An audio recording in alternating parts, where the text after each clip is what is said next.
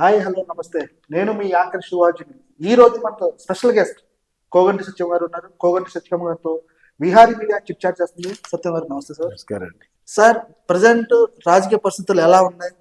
ఇప్పుడు కూటమి ప్రభుత్వం ఎలా నడిపిస్తుంది రాజకీయానికి? అంటే నడిపించడానికి సెంట్రల్ గవర్నమెంట్ అంత సహకరిస్తున్నట్టేగా అనిపించట్లా. కాబట్టి అలా నడుస్తుంది ప్రస్తుతం తాత్కాలికంగా.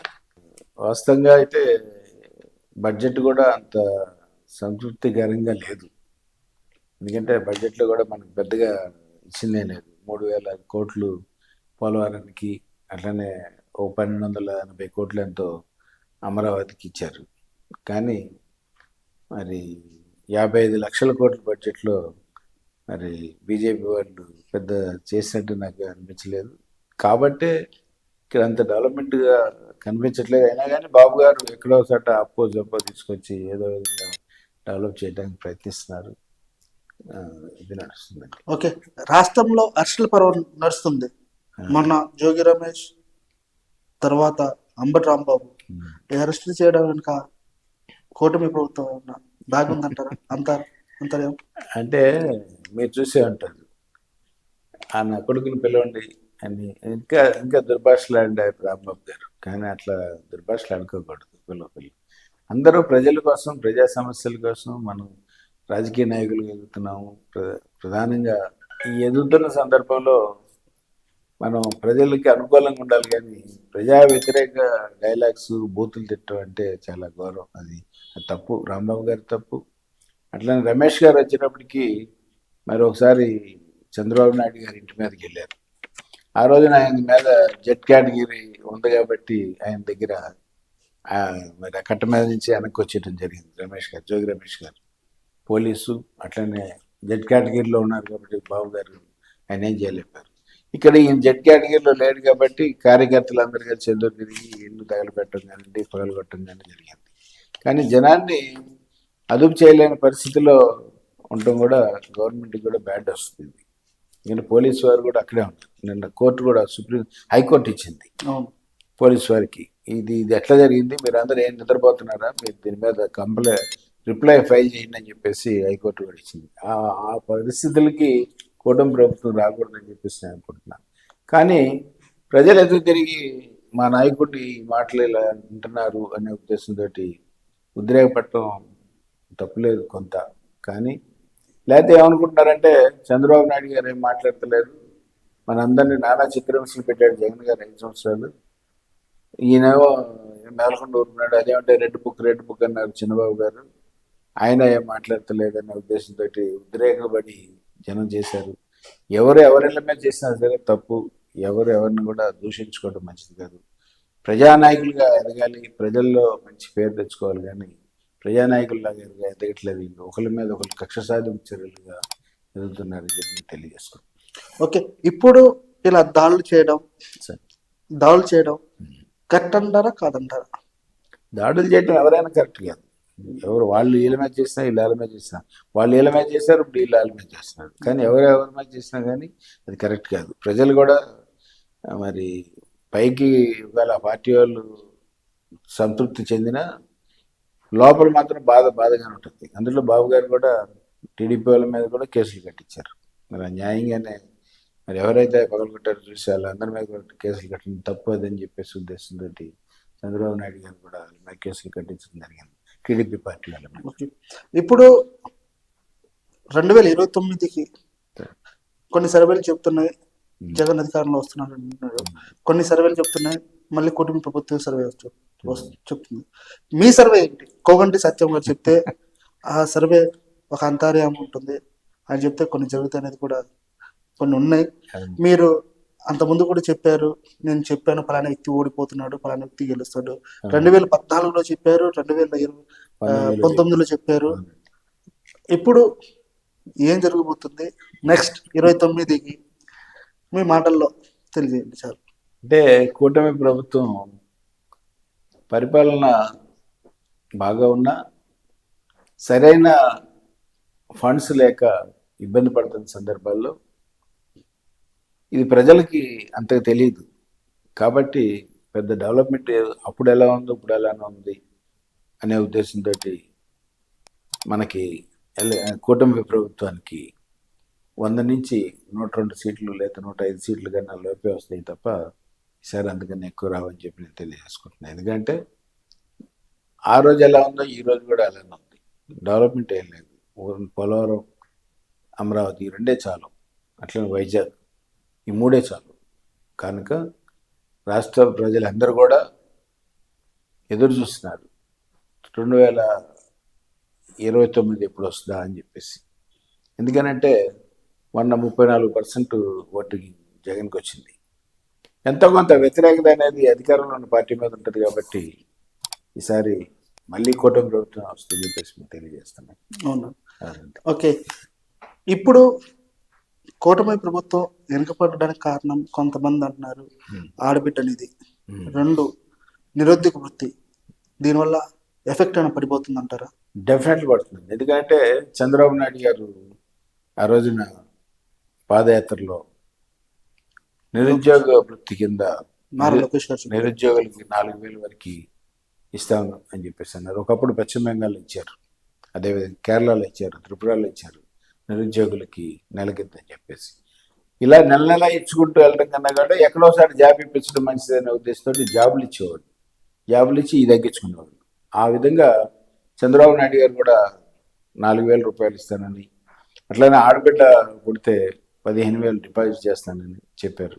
ఈ 2 చేయలేదు కాబట్టి, ఈ 2 ఇంకా ఇప్పటివరకు 20 నెలలు అవుతున్నా కానీ ఇప్పటివరకు చేయలేదు కాబట్టి కొంత మనకు మైనస్ వస్తుంది కాబట్టి 102 నుంచి 105 సీట్ల వరకు వస్తాయని చెప్పేసి నేను చెప్తున్నాను. ఓకే, వంగవీటి ఆశా కిరణ్ ఫాస్ట్గా ముందుకెళ్ళారు కానీ ఇప్పుడు వెనుకపడ్డారు.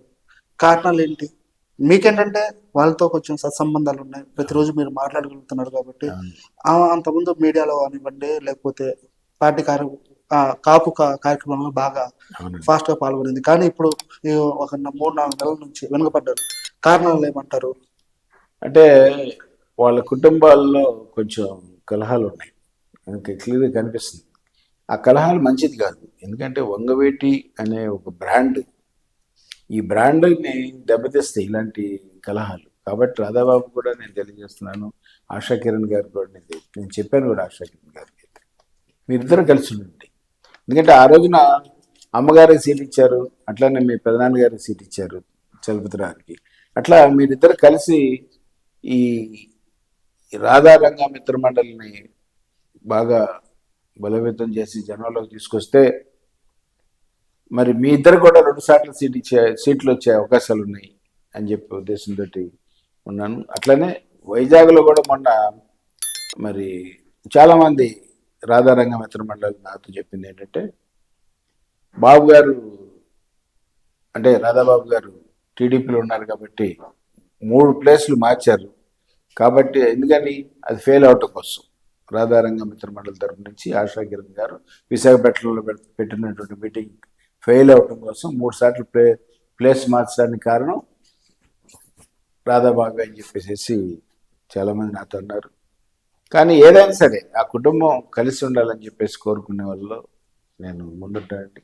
ఆశా కిరణ్ గారు స్లో అయిపోయారన్నారు కాదు, గాంధీనగర్లో ఒక ఆఫీస్ కోసం ట్రై చేస్తున్నారు. ఆశా కిరణ్ గారు ఏంటంటే అప్పుడు ఏంటంటే మీడియా గాంధీనగర్లో ఆఫీస్ కావాలంటే కోగండి సత్యంకి చెప్పితే 10 నిమిషాలు అరేంజ్ చేస్తారుగా, వెతికే పని ఉందంటారా? కోగండి సత్యం గారిని పక్కన ఉంచుకొని కూడా కాదు అక్కడ వచ్చినప్పటికీ వెనకమాల మరి చెన్నుపాటి శ్రీనివాస్ గారి ఆధ్వర్యంలోనే అమ్మాయి రంగప్రవేశం చేయడం జరిగింది.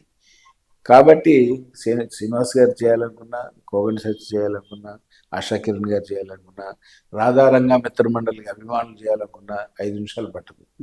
కానీ స్థలం చూస్తున్నాడు, ఆమె సరిపడా ఆమె దగ్గరికి వచ్చే జనాన్ని కలవడం కోసం, కావాల్సినంత ప్లేస్ కోసం ఆమె కూడా గాంధీనగర్లో చూస్తున్నాడని తెలిసింది. అంతేగాని ఆమె స్లో అయిపోవటం లేదండి, స్లో అయ్యే సమస్య ఉండదు. ఆ అమ్మాయి వాళ్ళ నాన్నగారి పోలికలతో పుట్టింది కాబట్టి, తండ్రి పోలికలతో పుడితే చాలా అదృష్టవంతులు అవుతారని చెప్పేసి జనం అనుకుంటారు. కాబట్టి ఆ అమ్మాయి తప్పనిసరిగా ఇంకా అడుగు ముందుకేస్తుంది. రాధాబాబు గారు ఇంకెవరైనా సరే కలిసి ఉండాలని చెప్పేసి నేను కోరుకుంటున్నానండి. ఆశా కిరణ్ వెనకాల సత్యం గారు ఉంటారంటారా? డెఫినెట్ ఉంటారండి, రాధారంగ మిత్ర మండలి తరఫు నుంచి. దానిలో మీరు కూడా ఒక సభ్యులు అంటారు రాధారంగ మిత్ర మండలిలో? సభ్యుడు కాకపోయినా రాధా గారి కాడి నుంచి నాకు ఆ పరిచయాలు ఆ కుటుంబాలతోటి, అలానే మా సిపిఎం పార్టీ తోటి మంచి సంబంధాలు ఉండేవి రాధా గారికి, రంగా గారికి. ఆ ఉద్దేశంతో నేను కూడా ఒక కార్యకర్తగా రాధారంగ మిత్ర మండలి తరపున నిలబడి ఆశా కిరణ్ గారిని ముందుకు తీసుకొస్తానికి ప్రయత్నిస్తాను. దానికి సహకరించాల్సిన అవసరం మరి రాధాబాబు కూడా ఉందని చెప్పేసి నేను డిమాండ్ కూడా చేస్తున్నాను. ఎందుకంటే రాధాబాబుకి 2019లోనే నేను ఎల్లునానా నువ్వు బందర్లో పోటీ చేయి, ఎంపీ అవుతావు, వంగవీటి అనేది ఢిల్లీ లెవెల్లో వినిపిస్తుందని చెప్తే నా మాట వెళ్ళలేదు. వినకుండా పాపం అట్లా అయిపోయాడు. ఈ రోజు కూడా మరి 20 నెలలు అయింది, ఇంతమంది ఎమ్మెల్సీలు ఇచ్చారు, ఎంతో మందికి ఇచ్చేశారు. మరి ఇవాళ వరకు కూడా బాబుకి ఏమి ఇవ్వలేదంటే కేవలం ఆ టీడీపీ కూటమి ప్రభుత్వం వంగవీటి అనే పేరును ఉపయోగించుకొని వాడుకోవడానికి తప్ప మరి బాబుకి ఏమి సహాయ సహకారాలు అందిస్తారు రాధాబాబు కానీ నాకైతే నమ్మకం లేదండి. ఓకే, మీరు నిజంగా ఇప్పుడు ఒక క్వశ్చన్ అడుగుతారు సార్. తిరుమల లడ్డులో కల్తీ నెయ్యి జరిగిందంటారా, పెట్టుంటారా? అంటే కల్తీ నెయ్యి కాదు అనేది సిట్ వాళ్ళు ఇచ్చింది, రిపోర్ట్ ఇచ్చింది. కానీ ఇప్పటికీ కూటమి ప్రభుత్వం ఇప్పటికీ దాంట్లో జరిగింది అంటున్నారు. సిట్ ఇచ్చింది తప్ప కూటమి ప్రభుత్వం చెప్పింది నిజమా? అదే నిన్న కేబినెట్ లో కూడా జరిగిన సంభాషణ. అసలు సిట్ ఇచ్చింది కరెక్టా, రేపొద్దున హైకోర్టు సుప్రీంకోర్టు ఏమి ఇవ్వబోతుంది అది చూసినాక దాని గురించి మాట్లాడడం తప్ప అప్పటి వరకు కొంచెం దాని మీద ప్రచారం ఆపండి అనే ఉద్దేశంతో నిన్న కేబినెట్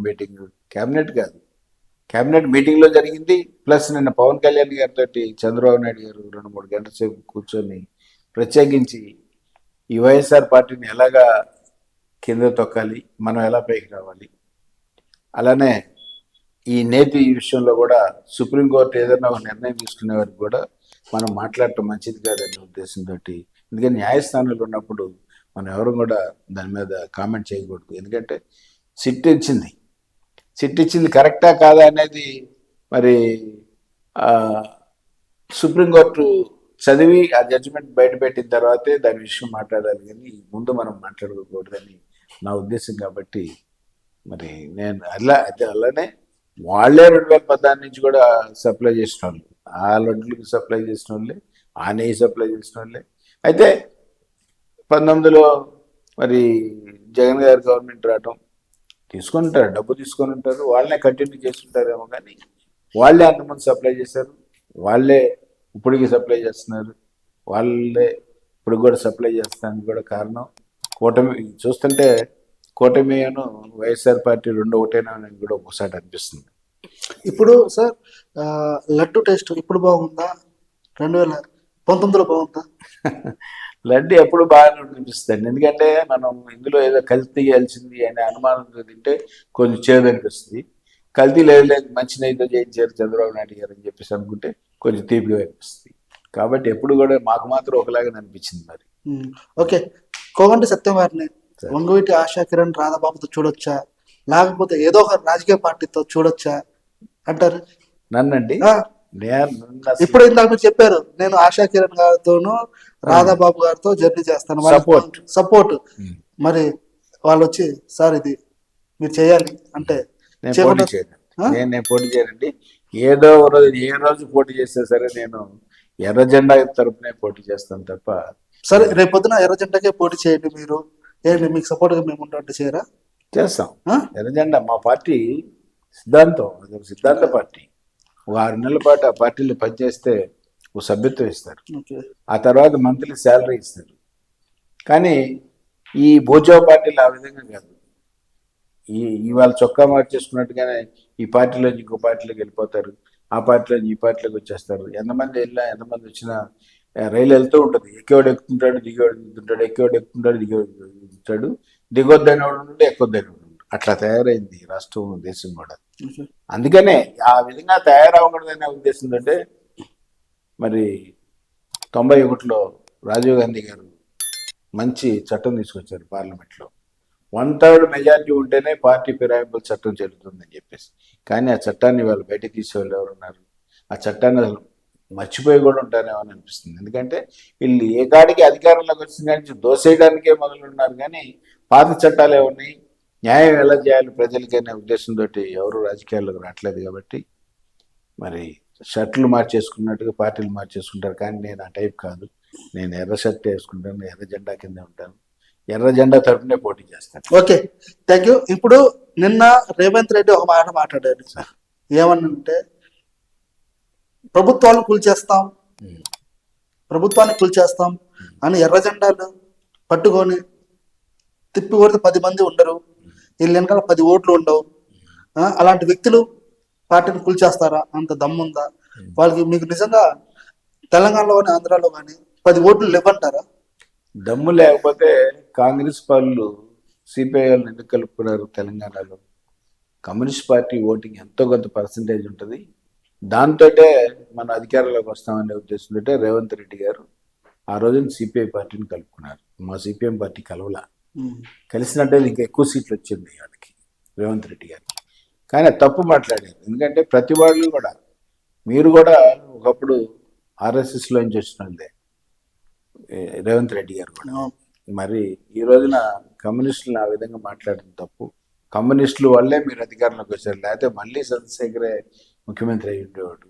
మీరు కమ్యూనిస్టు సిపిఐ పార్టీని కూడా వదిలేసేసి రేపు వచ్చే ఎలక్షన్స్లో పోటీ చేయండి, మీరు సీఎం ఎలా అవుతారో కూడా ఒకసారి ప్రజలు కూడా చూస్తారు.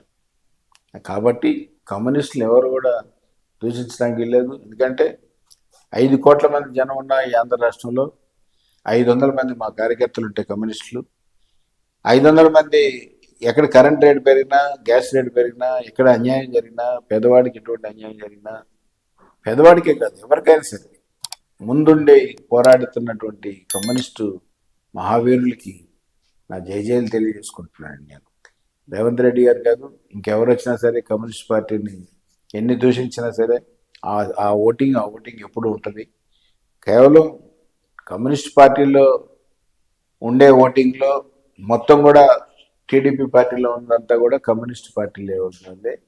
ఈరోజు టీడీపీ పార్టీలో కానీ ఆ రోజు టీడీపీ పార్టీలో కానీ ఉండడానికి కారణం 85లో ఎన్టీ రామారావుతో కలిసి ఉభయ కమ్యూనిస్టులు కలిసి పోటీ చేపట్టే ఏ జెండా అయినా ఒకటే, వీళ్ళే పట్టుకున్నారు కదా ఎన్టీ రామారావు జెండా, మనం ఎందుకు పట్టుకోకూడదు అని చెప్పేసి అందరూ వెళ్ళిపోయారు కాబట్టి టీడీపీ పార్టీలో. లేకపోతే టీడీపీకి ఓటింగ్ ఎక్కడదండి? ఓటింగ్ అంతా కమ్యూనిస్ట్ పార్టీ ఓటింగ్. ఓకే, అది. ఇప్పుడు ఒక ఫైనల్ క్వశ్చన్ సార్. కోగంటి సత్యం గారు ఈ దొడ్డిలో ఉండే, కోగంటి సత్యం గారు దొడ్డిలో ఉండే రాజకీయం నడుపుతారు, సెటిల్మెంట్లు చేస్తారు. సెటిల్మెంట్లు అంటే అన్యాయంగా చేయరు అంటారు, అన్యాయంగా చేయరు అనేది నేను చాలా మందిని అడిగా. అన్యాయంగా అయితే సెటిల్మెంట్లు చేయరు, కూర్చోబెట్టి ఇరు వర్గాలను కూర్చోబెట్టి సెటిల్ చేస్తారు. ఇలా ఇంకా జీవితాంతం ఇలాగే సాగుతారంటారా? ఒక్కసారి ప్రజా జీవితంలో కూడా వెళ్తే బాగుంటుంది అనే ఆలోచన చాలా మంది చేస్తున్నారు. దీని మీద మీ కామెంట్ ఏంటంటే, మీ అభిమానులు ఉన్నారు. నేను ఇటు తిరువురు దాకా, ఇటు జగ్గేపేట దాకా, ఇటు వెళ్తే మచిలీపట్నం దాకా, గుడివాడ దాకా మీ అభిమానులు ఉన్నారు. కోగంటి సత్యం గారు వల్ల మేము లాభం పొందాము, లేకపోతే మాకు లబ్ధి చేకూరిందన్న, నాకు హెల్ప్ చేశారన్న వాళ్ళు చాలా మంది ఉన్నారు. అలాంటి అభిమానుల కోసం పార్టీ రాజకీయాల్లో లేదండి. పబ్లిక్గా నేను ఏ పార్టీలో కూడా పోటీ చేయను, ఎవరైనా చదివిన పోటీ చేయను. ఇందాక మీరు ఉండగానే ఒక రిటైర్డ్ ఎస్ఐ గారు వచ్చారు. ఆయన ఫ్యామిలీ డిస్ప్యూట్, ఆయన కొడుకు కోడలిది బెంగళూరులో ఉంటారు. ఆయన వచ్చి అడిగారు, వెంటనే బెంగళూరులో ఒక ఎమ్మెల్యే ఫోన్ చేసి చెప్పి అక్కడికి పంపించాను. ఆయన లాయర్ని పెట్టారు. థ్యాంక్స్ చెప్పడానికి వచ్చారు. ఆయన చాలా ధన్యవాదాలండి, మీరు మమ్మల్ని బయటేశారు అని చెప్పి. సెటిల్మెంట్ కోర్టులో చేయలేకపోయింది, అక్కడ కూడా మన ఎమ్మెల్యే గారు పట్టించుకొని కోర్టులో వేయించారు. అయినా కోర్టులో చేయలేకపోయింది. అయినా నేను ఒకరోజు వెళ్ళి వాళ్ళని ఇద్దరం కూర్చోబెట్టి కాంప్రమైజ్ పిటిషన్ వేయించి సెటిల్ చేయడం జరిగింది. అది దానికి థ్యాంక్స్ చెప్పడానికి వచ్చారు. అట్లా నా ఇంటి పక్కన ఏదో సమస్య ఉందని కూడా చెప్పుకోవడానికి వచ్చారు. దాని దేవుని నేను మాట్లాడతాను, నా పక్కన వాళ్ళు ఫోన్ నెంబర్లు అయ్యి ఉండని చెప్పాను. ఎందుకంటే న్యాయం కోసం ఏ పోరాటానికైనా దేనికైనా సిద్ధమే. కాబట్టి ఇప్పుడు సుప్రీంకోర్టులో ఇచ్చినటువంటి జడ్జిమెంట్ ప్రకారంగా పంచాయతీలు ప్రైవేట్ వాళ్ళు కూడా చేయొచ్చు అన్నారు. అదేవిధంగా ఎన్వి రమణ గారి ఆధ్వర్యంలో 2 ఆఫీసులు కూడా హైదరాబాద్లో పంచాయతీలు చేయడానికి, అంటే మన లోక్ అదాలత్లాగానే చేయడానికి రెడీ చేసి అక్కడ 2 ఓపెన్ చేశారు కూడా. అదేవిధంగా మన ఆంధ్ర రాష్ట్రంలో కూడా ఈ దొడ్డి కోగంటి సత్యం చనిపోయినా సరే సత్యం గారి దొడ్డి అనే పేరుండటం కోసం ఒక 50 మంది ఆనెస్ట్ ఆఫీసర్స్ని, డాక్టర్స్ని, రిటైర్మెంట్ అయిన వాళ్ళని కలిపి ఇక్కడ కూడా ఎన్వి రమణ గారి ఆధ్వర్యంలోనే ఒక లోక్ అదాలత్ లాగా ఓ ఒక కోర్టు లాగా ఆ, పెట్టి ఓపెన్ చేసి సచిన్ గారు పోయినా సరే వాళ్ళు కంటిన్యూ చేస్తారని చెప్పేసి నేను తెలియజేసుకుంటున్నాను. ఓకే. చేయాలని కూడా నేను ఆశిస్తున్నాను. ఎప్పుడు సార్ స్టార్ట్ ఎప్పుడు అవుతుంది? ప్రజా శ్రేయస్సు కోసం ఎప్పుడు స్టార్ట్ చేస్తున్నారు ఇది? అదే ఇప్పటికి సుమారు 15-20 మంది దాకా దొరికారు. ఓకే. ఇంకో 30 మంది దొరికితే ఒక 50 మంది అన్న ఉంటే, ఎందుకంటే ఎవరు కూడా ఇప్పుడు రూపాయి ఆశించకుండా చేయాలి. మనందరం కూడా రిటైర్ అయ్యి ఖాళీగా ఇంటిగా ఉండే కన్నా ఏదో నలుగురితో కలిసి ఉంటే బాగుంటుంది అనే ఉద్దేశంతో వాళ్ళకు కూడా మనశ్శాంతిగా తృప్తిగా ఉంటుంది. మనం న్యాయం చేస్తున్నాం సచిన్ గారి వీటిలో అనే ఉద్దేశంతో నేను 50 మంది తోటి చేయడం కోసం ఎన్వి రమణ గారిని కూడా కలవడానికి, అంటే జనం అంతా పోగొట్టిన తర్వాత అందరిని రెడీ చేసుకున్న తర్వాత సార్ని ఒకసారి కలిసి పెద్ద అయింది. ఎందుకంటే మాకు 94 నుంచి పరిచయాలు ఉండే, ఎన్టీ రామారావు ఇంటికాడ కలుస్తుండేవాళ్ళం మేము. ఆ పరిచయాల మీదే మరి ఆ రోజున రమణ గారికి కూడా సీట్ రావడం జరిగింది. లేకపోతే ఆ సీట్లో ఎన్వి రమణ గారు పోటీ చేయాల్సింది. ఓ, దేవినేని రమణ గారు వచ్చారంట. అయితే వారికి ఏంటంటే ఎక్కువగా రాజ్యసభకి వెళ్ళాలి, లేదు పొలిటికల్లో ప్రజల్లో ఉండాలి, ఏదో సేవ చేయాలి అనే ఉద్దేశంతో ఉండేవారు వారు. కానీ ఆ భగవంతుడు, ఆ అమ్మవారు, అల్లా, మరి యేసు ప్రభు ఆయన్ని ప్రధానమైన స్థానానికి తీసుకెళ్లారు. సుప్రీంకోర్టు చీఫ్ జస్టిస్గా చాలా ఎక్కువ రోజులు పనిచేసిన ఘనత మరి ఎన్వి రమణ గారికి దక్కింది. ఆయనకి ధన్యవాదాలు. అదేవిధంగా అదే మైండ్ తోటే ఆయన ఉండాలనే ఉద్దేశంతో ఆయనతోటే మనం ఇక్కడ కూడా మన ఆంధ్ర రాష్ట్రంలో కూడా ఒక ఆఫీస్ ఓపెన్ చేయాలి.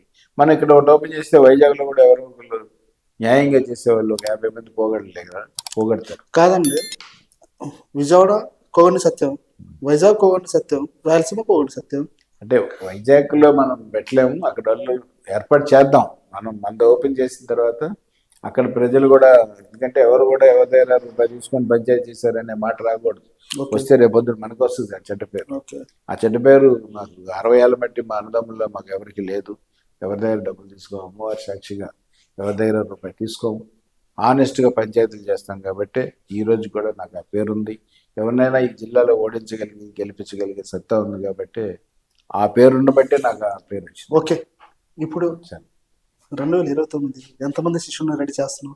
29లో ఎంతమంది శిష్యుల్ని రెడీ చేస్తున్నాం ఎలక్షన్ పోటీ చేపించడానికి? లేదండి, ఎవరు ఇప్పుడు ఎలా ఉందంటే ఎవరు డబ్బులు ఉంటే వాళ్ళకి సీట్ ఇస్తారు. ఓకే. ఎవరు డబ్బులు ఉంటే, ఇప్పుడు రాజ్యసభ ఉన్నాయి, రాజ్యసభలో ఒక 4 సీట్లే ఉన్నాయి. మరి దాంట్లో బీజేపీ వాళ్ళు కూడా ఒకటి అడుగుతారో అని అనిపిస్తుంది. ఓకే. కానీ బీజేపీ వాళ్ళకి ఇవ్వటం అనవసరం. ఎందుకు చెప్తున్నానంటే బీజేపీ వాళ్ళకి కనీసం 2019లో డిపాజిట్లు కూడా రాలేదు 175 సీట్లలో. అట్లాంటిది మనం బీజేపీ తీసుకొచ్చి వాళ్ళకి కొన్ని ఎమ్మెల్యేలు ఇచ్చి కొన్ని మంత్రులు ఇచ్చి ఇచ్చేసాం. కానీ మన రాష్ట్రానికి వాళ్ళు ఏం చేశారు, బీజేపీ వాళ్ళు అంటే కూటమిగా మన టీడీపీ పార్టీగా మన రాష్ట్రానికి ప్రజలకు ఏం చేశారు? వాళ్ళు ఏమి చేయలేకపోయారు కూడా. కేవలం తీసుకొచ్చి ఏదో గూగుల్ ఫ్యాక్టరీ అని చెప్పేసి ఒకటి పెట్టారు వైజాగ్లో, అలా యూరియా ఫ్యాక్టరీ అని చెప్పేసి కాకినాడలో ఒకటి పెట్టారు. అంతేగా తప్ప ఇంకా వాళ్ళు అంత మంచి చేయలేదు, ఏం చేయరు కూడా. రేపు ఈ రాజ్యసభ కూడా ఇంకొకటి ఇవ్వటం కూడా మనకి మంచిది కాదేమో, ప్రజలు ఒప్పుకోరేమోనని అనిపిస్తుంది నాకు. ఎందుకంటే ఒప్పుకోకంటే మీ ముందు వచ్చి మాట్లాడలేరు, కానీ వెనక మనకి సీట్లు తగ్గడానికి వాళ్ళందరూ కూడా కారణం అవుతారని చెప్పేసి నేను తెలియజేస్తున్నాను. Okay sir, thank you. ఇప్పటి నుంచి ముగిద్దాం సార్. నమస్కారం.